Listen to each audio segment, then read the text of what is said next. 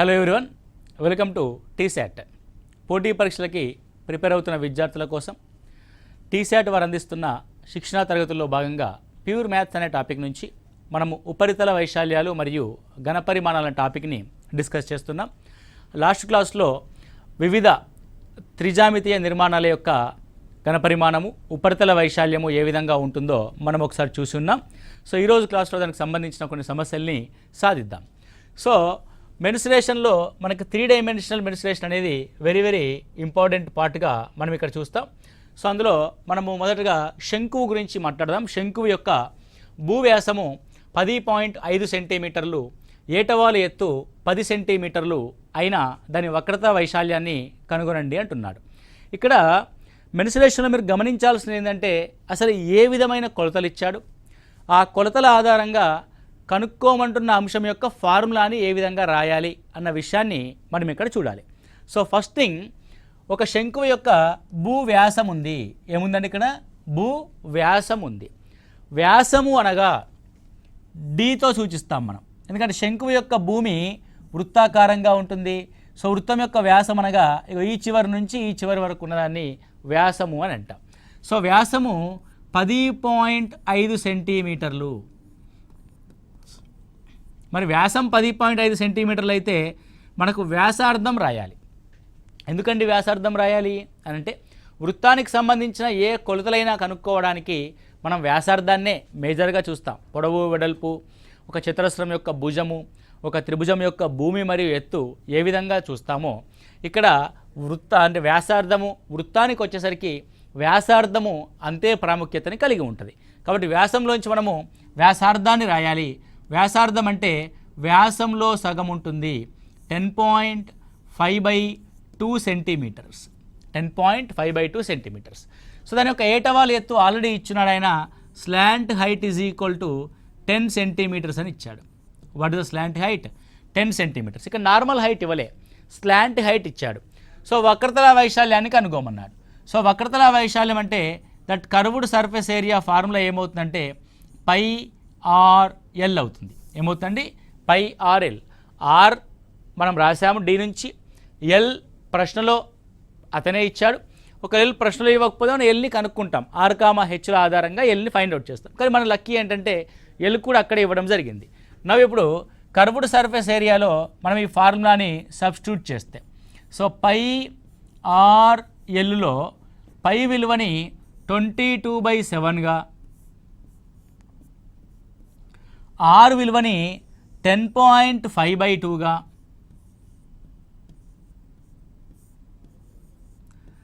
L విలువని 10 సెంటీమీటర్స్గా మనం రాస్తాం. ఓకే, సో పాయింట్ తీసేస్తే by 0. So 0 0 very cancel. 2 11s, ఇక్కడ 7 1s 7, 3 మిగులుద్ది, 7 5s 35. అంటే 11 × 15, 15 1s 15, 165 సెంటీమీటర్ స్క్వేర్ దాని యొక్క వక్రతల వైశాల్యం అవుతుంది. ఏమవుతుంది? 165 సెంటీమీటర్ స్క్వేర్ దాని యొక్క వక్రతల వైశాల్యం అవుతుంది. Very simple. ఇచ్చింది ఏంటి, కనుక్కోవాల్సిన ఫార్ములా ఏంటో చూసి సబ్స్టిట్యూట్ చేసి క్యాలిక్యులేట్ చేస్తే సరిపోతుంది, అంతకుమించి ఏమీ లేదు. ఓకే, సో నెక్స్ట్ క్వశ్చన్ చూసినట్లయితే, ఒక క్రమవృత్తాకార శంకువు యొక్క ఘనపరిమాణాన్ని కనుగొనండి. వాల్యూమ్ కనుక్కోమంటున్నాడు. సో దేని యొక్క వాల్యూమ్? శంకువు యొక్క వాల్యూమ్. సో శంకువు యొక్క వాల్యూమ్కి ఫార్ములా ఏంటి? 1/3 πr²h. ఇది శంకువు యొక్క వాల్యూమ్. సో శంకువు యొక్క వాల్యూమ్ 1/3 πr²h ఉన్నప్పుడు ప్రశ్నలో ఏమి ఇచ్చాడో గమనించాలి. సో వ్యాసార్థము 6 సెంటీమీటర్స్ ఇచ్చాడు. అంటే మొదటి సమస్యలో r is equal to 6 centimetres, ఎత్తు h is equal to 7 centimetres. ఎత్తు h అంటే 7 centimetres. Now the volume here, volume is equal to 1/3 × 22/7. r² అంటే 6 × 6. అదేవిధంగా h అంటే 7. So we substitute all the things as given. So radius 6 centimetres, height 7 centimetres. 1/3 πr² and h. So 7 7 were cancel. So 3 2s 6 were cancel. Okay, so 22 × 12. 22 × 12. 12 2s 24, 12 2 24, 264 centimetre cube అవుద్ది. The units for the volume as unit cube centimetre కాబట్టి centimetre cube అవుద్ది. So this is the first question యొక్క answer. So what about second question? In second question also is given the radius is equal to 3.5 centimetres, ఎత్తు is equal to 12 centimetres.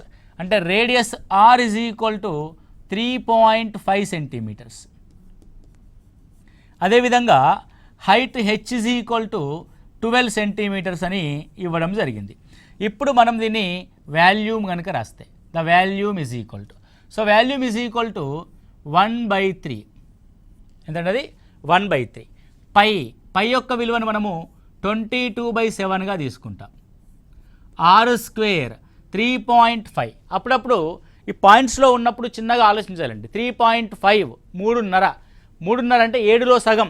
కాబట్టి మనం 3.5కి బదులుగా 7/2 రాసుకోవచ్చు కదా, right. ఎందుకంటే మన క్యాలిక్యులేషన్ పార్ట్ ఎగ్జామినేషన్ హాల్లో సింప్లిఫై అవుద్ది. మనం ఎప్పుడూ కూడా ఏ అంశాన్ని ఎలా రాస్తున్నాము, క్యాలిక్యులేషన్ పార్ట్స్లో ఎలాంటి ఐటమ్స్ తీసుకుంటున్నాము, 3.5 తీసుకుంటున్నామా 7/2 తీసుకుంటున్నామా. సో 3.5 తీసుకోవడం కంటే 3.5 యొక్క సమానమైన విలువైన 7/2 తీసుకుంటే మనకు సమయం ఆదా అవుద్ది. కాబట్టి 7/2 ఇంటూ 7/2 ఇంటూ 12 సెంటీమీటర్స్గా మనం రాస్తాం. Now here 7 cancel. So 3 4s 12, 2 2s 4 cancel. Final you will get 22 into 7. So 22 into 7 అంటే 7 రెంట్ల 14, 7 రెంట్ల 14, 154 సెంటీమీటర్ క్యూబ్. ఓకే, ఏమీ లేదు. ఇచ్చిన అంశాలేంటి, కనుక్కోవాల్సిన అంశంలో ఉన్న ఫార్ములా ఏంటి, వాటి యొక్క సబ్స్టిట్యూషన్ అండ్ క్యాన్సిలేషన్. చాలామంది మెన్సురేషన్ని చాలా ఇబ్బందికరంగా ఫీల్ అవుతూ ఉంటారు. మెన్సురేషన్ అంటే అదేదో పాపం మింగుడు పడని పదార్థంగా చూస్తూ ఉంటారు. మ్యాథ్స్ వాళ్ళైనా సరే, నాన్ మ్యాథ్స్ వాళ్ళైనా సరే, అది ఏమీ ఉండదండి. ప్రశ్నలో ఇవ్వబడిన అంశము, కనుక్కోవాల్సిన అంశం మనకు తెలిస్తే, కనుక్కోవాల్సిన అంశం యొక్క ఫార్ములా మనకు తెలిసి, ఇవ్వబడిన అంశంలోంచి ఆ ఫార్ములాని ఉన్న అంశాలని ఎక్స్ట్రాక్ట్ చేసి రాస్తే సరిపోతుంది. ఇందులో క్యాలిక్యులేషన్ జస్ట్ క్యాన్సిలేషన్ పార్ట్ తప్ప పెద్దగా ఇబ్బంది పడాల్సిన అవసరం ఏమీ ఉండదు. వెరీ వెరీ ఈజీ ప్రాబ్లమ్స్ ఉంటాయి. ఇక్కడ చూడండి, ఎత్తు 9 సెంటీమీటర్లు గల క్రమవృత్తాకార శంకువు యొక్క ఘనపరిమాణము 48 పై ఘనపు సెంటీమీటర్లు అయితే దాని భూ వ్యాసము కనుగొనండి అంటున్నారు. సో ప్రశ్నలో ఇచ్చిన అంశాలు ఏంటి ఒకసారి చూద్దాం. ఎత్తు హెచ్ ఈజ్ ఈక్వల్ టు 9 సెంటీమీటర్లు ఇచ్చాడు. దాంతోపాటు దాని ఘనపరిమాణాన్ని ఇచ్చాడు. ఏమిచ్చాడు? ఘనపరిమాణము volume is equal to 1/3 pi r square h. దాని వాల్యూ 48 పై సెంటీమీటర్ క్యూబ్ అంట. దాని నుంచి ఏం కనుక్కోవాలి మనం? భూవ్యాసం కనుక్కోవాలి. భూవ్యాసము అంటే diameter d is equal to 2 times of radius. అంటే మనకి ఇవ్వబడిన వాల్యూమ్లో 1/3 పై తెలుసు, హెచ్ తెలుసు, ఆర్ స్క్వేర్ తెలియదు. అంటే ఆర్ తెలుసుకొని దానికి డబల్ చేసి రాస్తే అదే భూవ్యాసం అయిపోతుంది. కాబట్టి let's substitute the values in the given formula. 1/3 pi అదే విధంగా ఉంచండి. R square we don't know, but h we know that as a 9, that is equal to 48 పైగా మనం రాస్తాం. రెండు వైపులా పై అండ్ పై క్యాన్సల్. ఇక్కడ 3 3s 9 క్యాన్సల్. ఇక్కడ 3తో మనం గమనిస్తే 3 1s 3, 1 3 6 18. Now that is r square is equal to 16. R square 16 అంటే ఆర్ యొక్క వర్గము 16. 16 దేని యొక్క వర్గం అండి? So r is equal to 4 centimetres. కాబట్టి దాని యొక్క రేడియస్ 4 సెంటీమీటర్లు. కానీ ఎగ్జామ్ హాల్లో ఇంత కష్టపడిన తర్వాత ఒక చిన్న చిన్న మిస్టేక్స్ చేస్తూ ఉంటాం. అసలు వ్యాసార్థం అడిగాడా, వ్యాసం అడిగాడా అన్న అంశాన్ని మీరు గమనిస్తే అక్కడ వ్యాసం అడిగాడు, ఇక్కడ వ్యాసార్థం ఉంది. కాబట్టి వ్యాసాన్ని కనుక మనం రాస్తే so d is equal to 2 4s 8 centimetres. 2 4s 8 సెంటీమీటర్స్గా మనం చూస్తాము. Okay, very simple. Next one గమనిస్తే, ఒక శంఖాకార గుడారం ఎత్తు 10 మీటర్లు. ఒక శంకువాకార గుడారం ఎత్తు 10 మీటర్లు. మరియు దాని భూవ్యాసార్థము 24 మీటర్లు. మరియు దాని యొక్క భూవ్యాసార్థం ఎంత? 24 మీటర్లు. అయినా గుడారం యొక్క ఏటవాలు ఎత్తంత? ఒకవేళ 1 చదరపు మీటరు క్యాన్వాస్ ఖరీదు 70 రూపాయలైతే గుడారము తయారు చేయడానికి అవసరమైన క్యాన్వాస్ యొక్క ఖరీదుని కనుగొనండి. ఇప్పుడు ఒక విషయాన్ని మీరు ఇక్కడ గమనించండి. ఒక శంకువాకారపు గుడారం ఉంది అనుకోండి. ఓకే, ఇది గుడారంలో మనం ఉపయోగించే క్యాన్వాస్. కాబట్టి గుడారంలో ఉపయోగించే క్యాన్వాస్ వైశాల్యం ఈజ్ ఈక్వల్ టు శంకువు యొక్క వక్రతల వైశాల్యానికి సమానం. అంటే కర్వ్డ్ సర్ఫేస్ ఏరియాకి సమానం. శంకువు యొక్క వక్రతల వైశాల్యానికి సమానం అవుతుంది. Okay, right. ఇప్పుడు మనకు ఆల్రెడీ శంకువు యొక్క రేడియస్ ఇచ్చాడు. ఎంత ఇచ్చాడు రేడియస్? శంకువు గుడారం యొక్క ఎత్తు 10 మీటర్లు. ఎత్తు 10 మీటర్లు ఇచ్చాడు.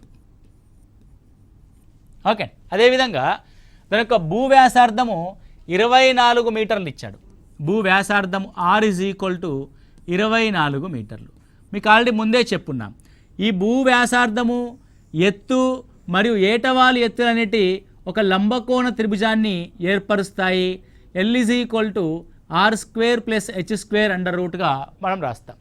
కానీ ఎగ్జామినేషన్లో మనం టైం సేఫ్ అవ్వాలంటే చాప్టర్స్ని ఇంటర్లింక్ చేసుకొని చదవడం ఇంపార్టెంట్. అంటే ఇప్పుడు ఈ శంకువులో ఏమి ఇమిడి ఉంది? ఒక లంబకోణ త్రిభుజం ఇమిడి ఉంది. లంబకోణ త్రిభుజం యొక్క కొలతల యొక్క రేషియో కనుక నీకు తెలిస్తే ఏంటా రేషియో? ఒక రేషియో 3, 4, 5. 10 అనేది 3కి అండ్ 4కి రిలేటెడ్గా లేదు కాబట్టి దిస్ ఈజ్ నాట్ రేషియో. 5, 12, 13 నువ్వు గమనించండి. 5 రెంట్ల 10 ఒక కొలత, 12 రెంట్ల 24 రెండవ కొలత. అంటే 5, 12, 13 అనే లంబకోణ త్రిభుజానికి రెట్టింపు కొలతలను కలిగిన త్రిభుజం ఇది. కాబట్టి ఈ వాల్యూ L అవుతుంది. ఎందుకంటే ఆల్రెడీ 5 2s 10 ఉంది, 12 2s 24 ఉంది. కాబట్టి 13 2s 26 లేదు. కాబట్టి the slant height L is equal to 26 metres. Okay, clear? లేదంటే నువ్వు చేయొచ్చు. L is equal under root R² + H², 10² + 24² రాసి దాని స్క్వేర్ రూట్ రాసి ఇంత చేయొచ్చు. కానీ మనం సింపుల్గా 5, 12, 13 అనే రేషియో ఆధారంగా ఆ ఏటవారి ఎత్తుని మనం ఇక్కడ ఫైండ్ అవుట్ చేస్తూ ఉన్నాం. And L is equal 26 metres వచ్చింది. ద సెకండ్ వన్ ఒకసారి గమనిస్తే, రెండవ అంశాన్ని మనం ఇక్కడ గమనిస్తే, క్యాన్వాస్ యొక్క ఖరీదును కనుక్కోండి. ఏదైనా ఒక అంశం యొక్క ఎక్స్పెండిచర్ ఈజ్ ఈక్వల్ టు, అంటే ఒక వస్తువుని తయారు చేయడానికి కావలసిన ఎక్స్పెండిచర్ ఈజ్ ఈక్వల్ టు ఆ వస్తువుకి ఎక్కడ ఉపయోగిస్తున్నాము? వైశాల్యంలో ఉపయోగిస్తున్నాం. కాబట్టి ఆ తయారు కాబడిన వస్తువు యొక్క వైశాల్యము లేదంటే ఆ తయారు చేయదలిచిన వస్తువు యొక్క పరిమాణము ఎక్కడుందో ఆ కొలత. ఇక్కడ వైశాల్యం ఉంది కాబట్టి curved surface area into 70 rupees. Curved surface area into 70 rupees. So what is the curved surface area of that given? Curved surface area is equal to π into R into L. So 22/7 into what about the radius? That radius is equal to already is given 24 metres. 24 metres. L already మనం అనుకున్నాం, that is 26 metres into unit ఖర్చు 70 రూపాయలు. అంతే కదండి, unit ఖర్చు 70 రూపాయలు. Expenditure is equal to మనకు కావాల్సిన area into unit expenditure. So unit expenditure అంటే 7 10s 20. It's over. Now it is 22 into 24 into 26. So 24 into 26ని క్యాలిక్యులేట్ చేయాలనుకుంటే 6 4 24 2 పైకి. ఓకే, సో 24 + 6 30, 32s 60 + 2 624 అవుతుందండి. So what is that? 24 into 26 is equal to 624. 624 into again 22 rupees. Okay, again 22. 22 4s 88. 88 అంటే 44 52. 22 6 132. Okay, so జాగ్రత్తగా calculate చేయండి. 13728. So 13728 1,37,280 రూపాయల ఖర్చు అవుతుంది. ఒకసారి క్యాలిక్యులేషన్ పార్ట్ మీరు జాగ్రత్తగా చూసుకోండి. పై ఇచ్చాడు, R ఉంది, L కనుక్కున్నాము, ఇంటూ 70 రూపీస్ మనం 1 చదరపు మీటర్ యొక్క ఖర్చుని ఫైండ్ అవుట్ చేసాం. Okay, so this is the expenditure కనుక్కోవడానికి కావాల్సిన అంశం. ఎల్ని కనుక్కోవడానికి మనము లంబకోణ త్రిభుజాన్ని ఇక్కడ ఉపయోగించడం జరిగింది. ఓకే, నెక్స్ట్ వన్ కనిపిస్తే సో శంకువాకార సమాధి యొక్క ఏటవాలు ఎత్తు భూవ్యాసము వరుసగా 25 మీటర్లు 14 మీటర్లు మరియు ప్రతి 100 చదరపు మీటర్లకు 210 రూపాయల చొప్పున దాని వక్రతలానికి సున్నం వేయడానికి అయ్యే ఖర్చుని కనుగొనండి. దేనికి సున్నం ఏమంటున్నాడు? వక్రతల వైశాల్యానికి సున్నం ఏమంటున్నాడు. కాబట్టి ఖర్చు ఈజ్ ఈక్వల్ టు, ఖర్చు అంటే ఎప్పుడూ కూడా మనం దేనికి సున్నం వేస్తున్నాము? వక్రతల వైశాల్యానికి సున్నం వేస్తున్నాం. వక్రతల వైశాల్యం ఇంటూ యూనిట్ ఎక్స్పెండిచర్, ఒక్క యూనిట్కి ఎంత, యూనిట్ ప్రైజ్ అంటాం మనం దీన్ని. So what is the unit praise?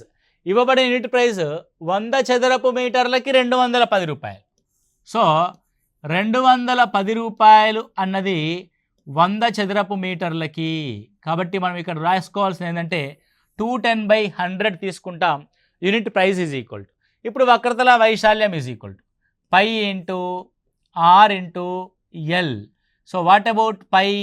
22/7 into ఏమిచ్చాడు చూడండి, ఏటవాలు ఎత్తు 25 మీటర్లు ఇంటూ దాని యొక్క భూ వ్యాసం ఇచ్చాడు 14 మీటర్లు. ఏమిచ్చాడంటే భూ వ్యాసము, వ్యాసం ఇచ్చాడు కాబట్టి మనం వ్యాసార్థం రాయాలి. వ్యాసార్థము 7 ఇంటూ 210/100. 210/100. So 7 cancel. నా ఏమేమి క్యాన్సిల్ అవుతాయి? So 0 cancel. ఇంకా 10తో మనం చేస్తే 5 5ల 25, 5 2ల 10. So 2 11s. Okay, it's a very simple.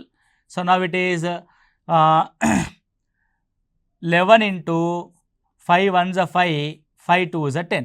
So 11 5s 55, 11 11 55 rupees అనేది ఖర్చు అవుతుంది. 1155 రూపాయల ఖర్చు అవుతుంది.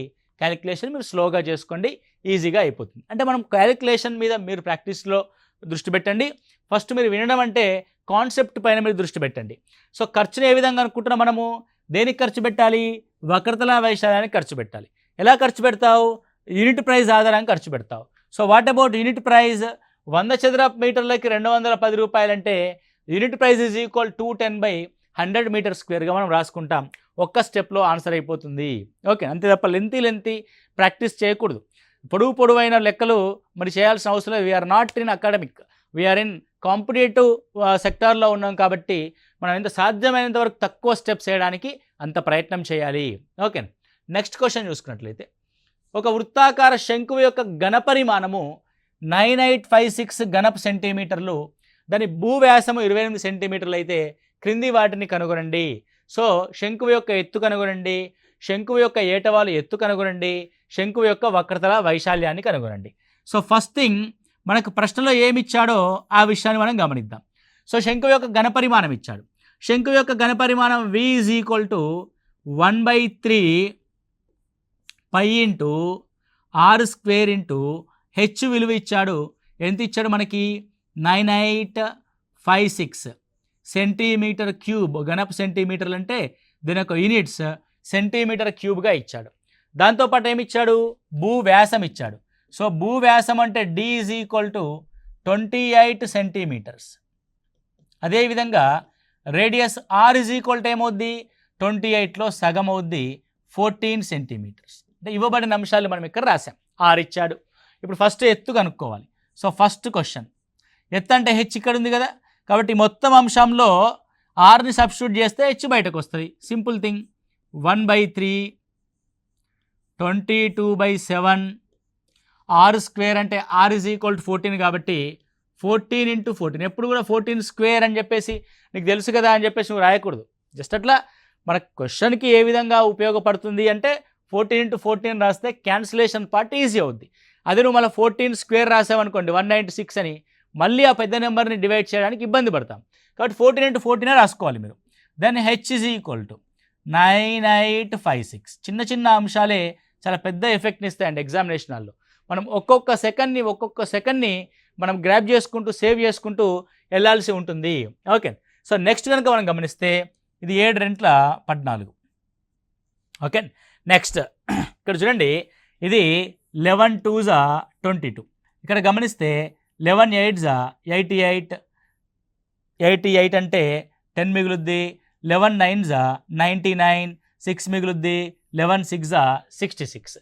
2తో క్యాన్సిల్ చేస్తే ఏమొస్తుంది ఇక్కడ? So 2 4s 8, 2 4s 8, 1 మిగులుద్ది, 2 8s 16. So ఇక్కడ ఒక 2 ఉంది. So 2 2s 2 2s 2 4s, again 2 ఉంది, 2 7s, so 2 1s 2 1s 2 2s. నీకు ఏది వస్తుంది? 2 ఎక్కం వస్తే 2 ఎక్కం, 4 ఎక్కం వస్తే 4 ఎక్కం, బలం ఎంత పెట్టాలి? ఏం లేదు మనకి. 7 ఎక్కం 7, సో 7 పోతే ఎంత మిగులుద్ది? 6, సో 7 6 42, సో 16. 1/3 అవతలకు పంపిస్తే h is equal to 16 3s 48. So what about h? h is equal to 48 అయింది ఇక్కడ. సో h వాల్యూ ఎంతండి? 48. Right, clear. ఇప్పుడు రెండవ అంశాన్ని కనుక్కుందాం. మామూలుగా శంకువు యొక్క ఎత్తు కనుక్కున్నాం. ఇప్పుడు శంకువు యొక్క ఏటవాలు ఎత్తు కనుక్కోవాలి.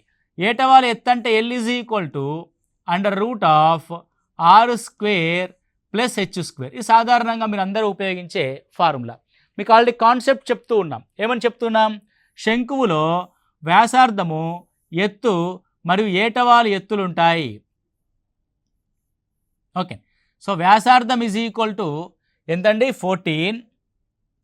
దాని యొక్క ఎత్తు ఈజ్ ఈక్వల్ టు 48 అయినా దాని యొక్క స్లాంట్ హైట్ కనుక్కోవాలి. ఇవి ఏదైనా లంబకోణ త్రిభుజం యొక్క కొలతల నిష్పత్తికి సమానంగా ఉంటుందా లేదా గమనించాలి. సో ఇదేమో 2తో క్యాన్సిల్ చేస్తే 2 7s, ఇది 2 24, అంటే 7:24:25 అనే ఒక లంబకోణ త్రిభుజ కొలతలకి రెట్టింపుగా ఉంది. లంబకోణ త్రిభుజ కొలతలు మీరు గుర్తుపెట్టుకుంటే చాలా ప్రాబ్లమ్స్ మనము ఈజీగా సాల్వ్ చేయొచ్చు. 3:4:5, 5:12:13, 7:24:25, 8:15:17 అనే స్టాండర్డ్ రైట్ యాంగిల్ ట్రయాంగిల్ యొక్క కొలతలు కనుక తెలుసుకుంటే మనకి ఈజీ అవుద్ది. ఇదేమో 7 2s 14, 24 2s 48, ఇది 25 2s 50 అవుద్ది. నువ్వు సబ్స్టిట్యూట్ చేసి క్యాలిక్యులేట్ చేసినా అంతే అవుద్ది, డైరెక్ట్గా నువ్వు తెలుసుకున్నా సరే అంతే అవుద్ది. మామూలుగా ఏం రాస్తారు మీరు అందరూ కూడా? 14² ప్లస్ 48² అని రాస్తారు. ఏది రాసినా నీకు ఫైనల్గా ఏమొస్తుందండి? 50 వస్తుంది. అదేదో లంబకోణ త్రిభుజాన్ని యూజ్ చేసి చేసామనుకోండి, క్వశ్చన్ 10-12 సెకండ్లో అయిపోతుంది. రైట్, నెక్స్ట్ వన్, థర్డ్ ఏంటి? శంకువు యొక్క వక్రతల వైశాల్యం ఎంత? శంకువు యొక్క వక్రతల వైశాల్యం ఎంత? శంకువు యొక్క వక్రతల వైశాల్యం is equal to π × r × l. π × r × l. So what about the π? So π అంటే 22/7. Right, then what about the r? r is equal to 14. What about the l? l is equal to 50. ఇందాకే ఫ్రెష్గా కనుక్కున్నాం మనం. l is equal to 50. 7 రెంట్ల 14. So 50 రెంట్ల 100, 100 × 22, 2200 centimetre square. 2200 centimetre square. అంటే నువ్వు ఇక్కడ గమనించాల్సింది ఏంది? మెన్సురేషన్లో కంప్లీట్గా మనం చూడాల్సింది ఏంటంటే, ఇవ్వబడిన అంశాల్లో కనుక్కోవాల్సిన అంశం యొక్క ఫార్ములాకి సంబంధించిన వాటిని జాగ్రత్తగా మనం రాసుకోవాలి. ఆ తర్వాత వాటిని ఆ ఫార్ములాలో సబ్స్టిట్యూట్ చేసి జాగ్రత్తగా క్యాలిక్యులేట్ చేస్తే సరిపోతుంది. Okay, so this is the concept. Right, next one గమనించినట్లయితే, గోధుమల కుప్ప 10.5 మీటర్ల వ్యాసము, 3 మీటర్ల ఎత్తుగల శంకు ఆకారంలో ఉంది. గోధుమల కుప్ప ఏ విధంగా ఉందండి? 10.5 మీటర్ల వ్యాసము, 3 మీటర్ల ఎత్తుగల శంకు ఆకారంలో ఉంది. దాని ఘనపరిమాణం కనుక్కోండి. ఓకే, వర్షం నుండి రక్షించడానికి కుప్పని క్యాన్వాస్తో కప్పాలి కాబట్టి అవసరమైన క్యాన్వాస్ వైశాల్యం కూడా కనుక్కోండి. ఇక్కడ చూడండి, 2 ప్రాబ్లమ్స్ ఉన్నాయి. ఒకటి volume V is equal to కనుక్కోమంటున్నాడు. 1/3 πr²h. అదేవిధంగా ఆ కుప్పని కప్పడానికి క్యాన్వాస్ కావాలి మనకి. కాబట్టి క్యాన్వాస్ యొక్క వైశాల్యం మీకు ఇందాకే చెప్పున్నాము, కర్వ్డ్ సర్ఫేస్ ఏరియా అవుతుంది. That is equal to πr/l అవుతుంది. అంటే ప్రశ్నలో అడిగిన అంశానికి అనుగుణంగా మనం ఏం కనుక్కోవాలి, దాని ఫార్ములా ఏందో రాసుకున్నాం. So 1/3 πr²h. సో ప్రశ్నలో ఏమున్నాయి మనకి? కుప్ప 10.5 మీటర్ల వ్యాసం ఉంది, డి అనే అంశం ఉంది 10.5 మీటర్లు. మనం దీన్ని ఆరులోకి మారిస్తే 10.5/2 అవుతుంది. 10.5/2. అదే దాని యొక్క ఎత్తు 3 మీటర్లు ఉంది. That height is equal to 3 metres. Height ఎంత ఉంది? 3 మీటర్స్ ఉంది. సో ఈ విధంగా మనము ఈ ఆర్ అండ్ హెచ్ని ఇందులో సబ్స్టిట్యూట్ చేస్తే now it is 1/3 into pi అంటే 22/7. నీకు ఇందాక చెప్పాం క్యాలిక్యులేషన్లో మనం కొంత న్యాక్ని ప్రదర్శించాలి. 10.5 అంటే పాయింట్లో రాయడం కంటే 10.5 21లో సగం, 21లో సగంలో మళ్ళీ సగం అంటే 21లో /4. సో 21/4 ఇంటూ 21/4 అంతే కదండి. 10.5/2 అంటే 21/4. What about the H? H is equal to 3. Okay, 3 cancel, 7 3s are 21, 2 11s are 2 2s are. ఇంకేమైనా క్యాన్సిల్ అయ్యే ఛాన్స్ ఉన్నాయా? ఏమి క్యాన్సిల్ అయ్యే ఛాన్సెస్ లేవు. కాబట్టి వెరీ సింపుల్, 11 ఇంటూ 63/8 రాస్తాం. యాజ్ ఇట్ ఈస్గా రాయండి మీరు కూడా. 13 ముళ్ళ 33, సరే 11 ముళ్ళ 33, 11 6 66, 69/8 మీటర్ క్యూబ్. మీటర్స్లోనే ఉన్నాయి కదండి, రైట్ అండి. It's a metre cube. As it ఈస్గా అలాగే పెట్టండి, మీరు క్యాన్సిల్ చేస్తే చేసుకోవాలి, మీ ఇష్టం. Next one, curved surface area రాయాలి. For the curved surface area కోసం మనకి ఏం కావాలి అని అంటే ఆర్ తెలియాలి. ఆర్ తెలుసు మనకి, ఏమని తెలుసు? 10.5/2 అని తెలుసు. ఓకే, లేదంటే దట్ ఈజ్ ఈక్వల్ టు 21/4 అని తెలుసు. ఏమని తెలుసు అండి? 21/4. Then what about the h? So h is equal to ఏం తెలుసు? 3 అని తెలుసు. హెచ్ ఈజ్ ఈక్వల్ టు ఏం తెలుసు అండి? 3 అని తెలుసు. సో ఇక్కడ మీరు గమనిస్తే అసలు ఇది ఏదైనా మనకి సంబంధించిన అంశంగా ఉందా అంటే లంబకోణ త్రిభుజంలో ఏదైనా కొలతలకి సంబంధించిందిగా ఉందా అని ఒకసారి గమనిస్తే 3:4:5గా కానీ 5:12:13గా కానీ లేదంటే 7:24:25గా కానీ ఉందా ఎక్కడైనా? అసలు ఆ కొలతల యొక్క నిష్పత్తికి ఎక్కడ కూడా మనకి ఇది సంబంధించిందిగా లేదు. ఎందుకంటే 21/4:3 అంటే ఆల్మోస్ట్ ఆల్ దీన్ని ఏమని రాయొచ్చు అంటే 21:12 రాయొచ్చు. అంటే 12 అంటే మామూలుగా ఏ రేషియోలోకి వస్తుంది? 4:7 రేషియోలోకి వస్తుంది. అట్లాంటిది లేదు కాబట్టి సో డైరెక్ట్గా మనం ఫార్ములాని వాడతాం. So now it is the slant height L is equal to under root. ఏంటంటే అండర్ రూట్ 21/4² ప్లస్ 3² 9. ఎందుకు? క్యాన్వాస్ యొక్క వ్యాసం ఇది, ఎత్తు 3 మీటర్లు కాబట్టి. ఓకే, ఏటవాలు ఎత్తు కోసం మనం ఏం చేస్తాం? అండర్ రూట్ ఆఫ్ 21²/4 ప్లస్ 9 రాస్తాం. 21² అంటే 441/16. ఓకే, సో 3² అంటే ఆల్రెడీ 9 రాసేసాం కాబట్టి 9. ఇక్కడ మీరు జాగ్రత్తగా గమనిస్తే 441 ప్లస్ 9 ఇంటూ 16, 9 ఇంటూ 16, 9 6 54, 9 1 9, 144, 441/144/16 అంటే /4 బయటికి వస్తుంది. రూట్ ఆఫ్ 441 ఇంటూ 441 ప్లస్ 144 ఏమవుతుంది? It's a 585. So root of 585.